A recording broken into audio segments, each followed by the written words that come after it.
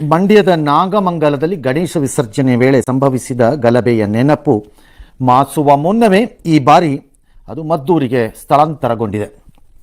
ನಾಗಮಂಗಲದಲ್ಲಿ ಆದಾಗಲೇ ಎಚ್ಚೆತ್ತುಕೊಂಡು ನಾನು ಅವತ್ತು ಹೇಳ್ತಾ ಇದ್ದೆ, ಇವತ್ತು ಹೇಳ್ತೀನಿ, ಅದೇನು ಹೇಳು ನೋಡೋಣ. ಕಿಡಿಗೇಡಿಗಳ ಕೃತ್ಯವನ್ನು, ಸಮಾಜ ಘಾತುಕರ ಕೆಲಸಗಳನ್ನು ಸಮಾಜ ದ್ರೋಹಿ ಕೆಲಸಗಳೆಂದು ಪರಿಗಣಿಸಿ ಶಾಂತಿ ಮತ್ತು ಸುವ್ಯವಸ್ಥೆಯ ಪ್ರಶ್ನೆಯಾಗಿ ಸಾಲ್ವ್ ಮಾಡದೇ ಇದ್ರೆ ಅದರಿಂದ ಉತ್ತೇಜಿತರಾಗಿ ಮತ್ತೆ ಮತ್ತೆ ಮಾಡುತ್ತಿರುತ್ತಾರೆ. ಇದು ಸಾಮಾನ್ಯವಾಗಿ ಕೋಮು ಗಲಭೆಯಲ್ಲಿರುವ ಮೊದಲ ಪಾಠ ಅಂತ ನಾನು ಯಾವತ್ತಿಂದನೂ ಹೇಳ್ತಿದ್ದೀನಿ. ನಾಗಮಂಗಲದಲ್ಲಿ ಮಾಡಲಿಲ್ಲ. 3 ದಿನ ಆದಮೇಲೆ ಅದನ್ನ ಮೈಗೆ ಸವರ್ಕೊಂಡು ಸುಮ್ಮನೆ ಹಂಗೆ ಖಾಲಿ ಮಾಡ್ಕೊಂಡು ಪರಾರಿ ಆಗ್ಬಿಟ್ರು.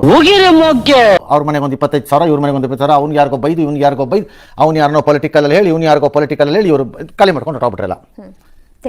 ಅದರ ಪರಿಣಾಮ ಅನುಭವಿಸಿ. ಇದೆಲ್ಲ ಆರಂಭಗಳು. ಮುಂದಿನ ದಿನಗಳಲ್ಲಿ ಅಂದ್ರೆ ವರ್ಷಗಳು, ದಿನಮಾನ್ಯಗಳಲ್ಲಿ ಇನ್ನೂ ಕಾದಿರುತ್ತೆ ನಿಮಗೆ. ಯಾಕೆ ಅಂದ್ರೆ ಕೆಲವೊಮ್ಮೆ ಕೆಲವು ಒಳಗಡೆ, ಸಮಾಜದ ಒಳಗಡೆ ಬಿಲ್ಟಪ್ ಆಗ್ತಿರೋದು ರಾಜಕೀಯ ಮೀರಿ ಆಗ್ತಾ ಇರುತ್ತೆ.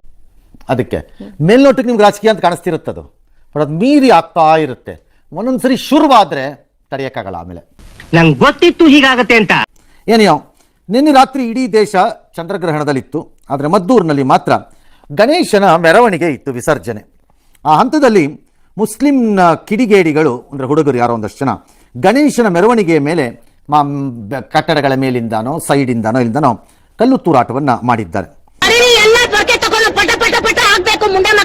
ಬಹು ಸಹಜವಾಗಿ ಅದು ಮೆರವಣಿಗೆಯಲ್ಲಿದ್ದವರನ್ನ ಕೆರಳಿಸಿದೆ.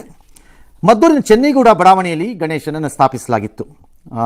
ರಾತ್ರಿ ಯಾವುದೋ ರಾಮ್ ರಹೀಂ ಬಡಾವಣೆ ಅಂತೆ, ಅದರ ಬಳಿ ಬರ್ತಾ ಇದ್ದ, ಮಸೀದಿ ಬಳಿ ಬರ್ತಿದ್ದಾಗ ಈ ಕಿಡಿಗೇಡಿಗಳು ಮಸೀದಿಯ ಲೈಟನ್ನು ಆಫ್ ಮಾಡಿ ಕಲ್ಲು ಹೊಡೆದಿದ್ದಾರೆ.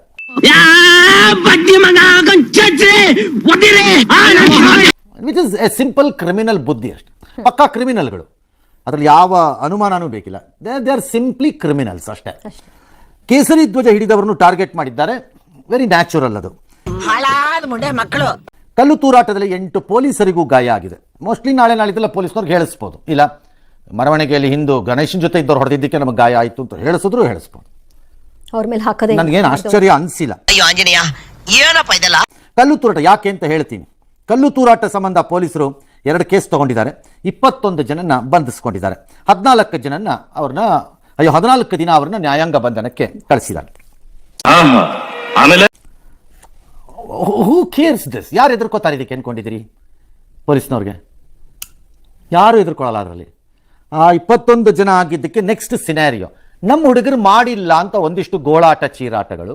ಸರ್, ನನ್ನ ಮಗ ಅಮಾಯಕ ಸರ್, ಅಮಾಯಕ ಅಲ್ಲಿರ್ಲೇ ಇಲ್ಲ, ಅವನು ಎಳ್ಕೊಂಡು ಹೋಗ್ಬಿಟ್ಟಿದ್ದಾರೆ ಅಂತ ಇನ್ನೊಂದಷ್ಟು ಚೀರಾಟಗಳು. ಯಾವುದೇ ಕಡೆ ಇರಲಿ, ಯಾಕಂದ್ರೆ ನಾಗಮಂಗಲದಲ್ಲೂ ಪಾಪ ಅದೇ ಆಯ್ತು, ಅಮಾಯಕನ ಎಳ್ಕೊಂಡು ಹೋಗಿದ್ರು ಅಂತ. ಅದಾದ ಮೇಲೆ 1-2 ಜನ ಪೊಲಿಟಿಕಲಿ ಇನ್ವಾಲ್ವ್ ಆಗ್ತಾರೆ, ರಿಲೀಸ್ ಆಗ್ತಾರೆ, ಹೋಗ್ತಾರೆ, ಮುಗೀತು ಕತೆ ಅಷ್ಟೇ. ಯಾವ ಕಚಡ ಜನ ಕಲ್ಯಾಣಕ್ಕೆ ಕಾರಣವಾಗಿದ್ದೀರಿ ನೀವೆಲ್ಲ ರಾಜಕಾರಣಿಗಳು? ಏನೂ ಆಗಲ್ಲ. ಎವ್ರಿಬಡಿ ನೋಸ್ ಹೀಗೆ ಆಗೋದು ಅಂತ. ಗಣೇಶ ವಿಸರ್ಜನೆ ಮೇಲೆ ಕಲ್ತುರಿಗೆ ಅಂತರಾಗರ ಕಿಡಿಗೇಡಿಗಳ ಪೈಕಿ ಚನ್ನಪಟ್ಟಣ, ಚಿಕ್ಕಬಳ್ಳಾಪುರ ಮೂಲದವ್ರು ಇದ್ದಾರೆ. ಅವರು ಇದಕ್ಕೋಸ್ಕರನೇ ಬಂದ್ರೋ ಅಥವಾ ಅವ್ರ ಎಕ್ಸ್ಪರ್ಟ್ಸೋ ಇದರಲ್ಲಿ, ಈಗ ಗೊತ್ತಾಯ್ತು, ಅಥವಾ ಅವ್ರನ್ನ ಕರ್ಸ್ಕೊಂಡಿದ್ರು ಅಡಿಷನಲ್ ಫೋರ್ಸಸ್ ಇರ್ಲಿ ಅಂತ, ಅಥವಾ ಅವ್ರು ಯಾರೋ ಗೆಳೆಯರ ಮನೆಗೋ ಸಂಬಂಧಿಕರ ಮನೆಗೋ ಬಂದಿದ್ದವರು. ಹಬ್ಬ ಇತ್ತಲ್ಲ ಅದ್ರ ಹಿಂದಕ್ಕೆ 2 ದಿನಕ್ಕೆ, ಹಾಗಾಗಿ ಯಾರು ಬಂದಿದ್ರು. I have no idea. ಅರ್ಥ ಆಯ್ತು ಅನ್ಸುತ್ತೆ. ಗಲಭೆ ಸೃಷ್ಟಿಗೆ ಪ್ರೀ ಪ್ಲಾನ್ ಅನ್ನೋದ್ರಲ್ಲಿ ಯಾವ ಮೋಸನೂ ಇದ್ದಂಗಿಲ್ಲ. ಅದರಲ್ಲಿ ಅನುಮಾನ ಇದ್ದಂಗಿಲ್ಲ. ಇದರಲ್ಲಿ ಯಾವ ಅನುಮಾನನೂ ಇಲ್ಲ ಇದರಲ್ಲಿ. ಇನ್ನು ಬಡಾವಣೆ ಮಹಿಳೆಯರು ಈ ಬಾರಿ ಸ್ವಲ್ಪ ಪೊಲೀಸರ ಮುಂದೆ ಆಕ್ರೋಶ. ನಮ್ಮ ಏರಿಯಾ ಏನಾಗಿದೆ, ಅದ್ರ ಮುಂದೆ ಓಡಾಡೋಂಗ್ ಮಾಡಿಟ್ಟಿದ್ದಾರೆ.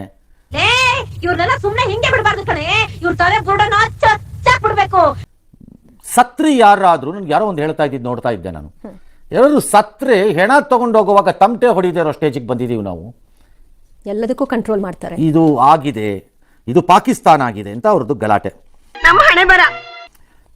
ಈದ್ ಮಿಲಾದ್ ಆಚರಣೆಯಲ್ಲಿ 2 ದಿನ ಹಿಂದೆ ಅಥವಾ ಅದರ ಹಿಂದಿನ ದಿನಾನೇ ಅಥವಾ 2 ದಿನ ಹಿಂದೆ ಶುಕ್ರವಾರ ಗಣೇಶನ ಸ್ಥಾಪನೆ ಮಾಡಿರುವ ಪಂಡಾಲ್ ಮುಂದೆ ಮುಸ್ಲಿಂ ಬಾವುಟ ಹಿಡ್ಕೊಂಡು ಕುಣಿದಿದ್ರು. ನಾವು ಸುಮ್ಮನಿದ್ವಿ, ಏನೂ ಆಕ್ಷೇಪ ಮಾಡಿರಲಿಲ್ಲ. ಈಗ ಮೆರವಣಿಗೆ ಹೋಗ್ತಿದ್ದಂಗೆ ಕಲ್ಲೊಡೆದಿದ್ದಾರೆ. ನಾನೇನಯ್ಯ ತಪ್ಪು ಮಾಡಿದೆ, ನಾನು ಎಲ್ಲಿ ತಪ್ಪು ಮಾಡಿದೆ? ಇದು ಅಂತ ಗೃಹ ಮಂತ್ರಿಗಳು, ಇದು ಪೂರ್ವ ನಿಯೋಜಿತನ ಅಲ್ವಾ, ತನಿಖೆ ಮಾಡೋಣ ಸ್ಟ್ಯಾಂಡರ್ಡ್ ಸ್ಟೇಟ್ಮೆಂಟ್ ಅಂತ. ಬಹಳ ವಿಚಿತ್ರವಾಗಿದೆಯಪ್ಪ ನಮ್ಮ ದೇಶದ ರಾಜಕಾರಣಿಗಳ ನಡವಳಿಕೆಗಳು.